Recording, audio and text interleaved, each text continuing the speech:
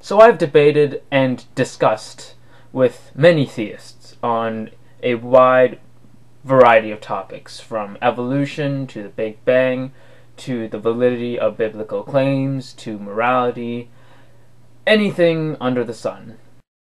A common creationist criticism when I present my arguments and present the evidence alongside those arguments is that you can't trust science. Now, there are very many variations on this argument. For example, that science can't prove science is one. Radiometric dating is inaccurate is the second one that I hear a lot. And that, well, there are gaps in the fossil record. Now, I won't be addressing any of these specifically per se, but I'll try and address the general consensus of this idea, being that you can't trust science to prove things.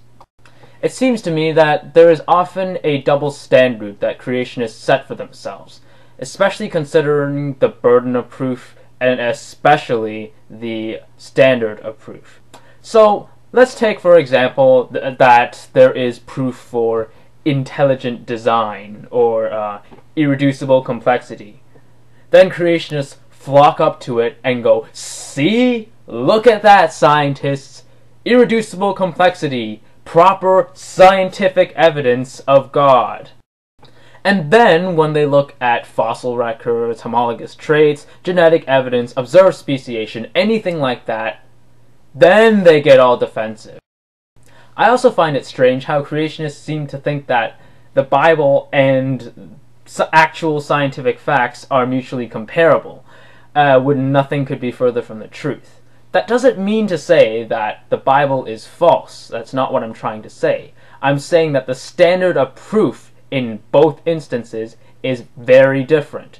For example, in the Bible, it's a 2,000-year-old book written by desert nomads who have about a third-grade education, and none of it, and I really mean none of it, has been scientifically tested and verified.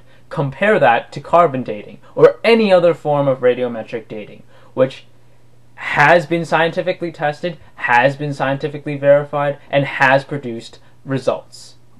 There is no comparison. But I'm getting a little off topic again. So, what do I have to say to the claim that science can't prove science? Well, science never does prove science. Science is only a methodology to prove the world around us. An unbiased methodology that uses logic, reason, and physical evidence to provide undeniable, provable, testable, and quantifiable results. Yes, science may not be correct 100% of the time, and oftentimes it fixes itself.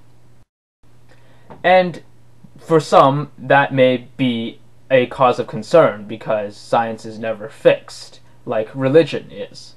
But for me, at any rate, I find that that's a good thing, because science is always in constant search of the truth, no matter how hard that truth may be to obtain. The reason I choose not to accept biblical claims is not because it's not science. It's because it doesn't provide the physical evidence, the testable, observable, quantifiable evidence that science has always strived for. Nor does it follow the same standard of proof that I have come to expect, which science has almost always fulfilled. And let me tell you, that standard of proof is pretty darn high, and something, I'm sorry to say, many creationists seem to fall flat trying to reach. Now, you can call me narrow-minded or closed-minded, it doesn't really matter to me.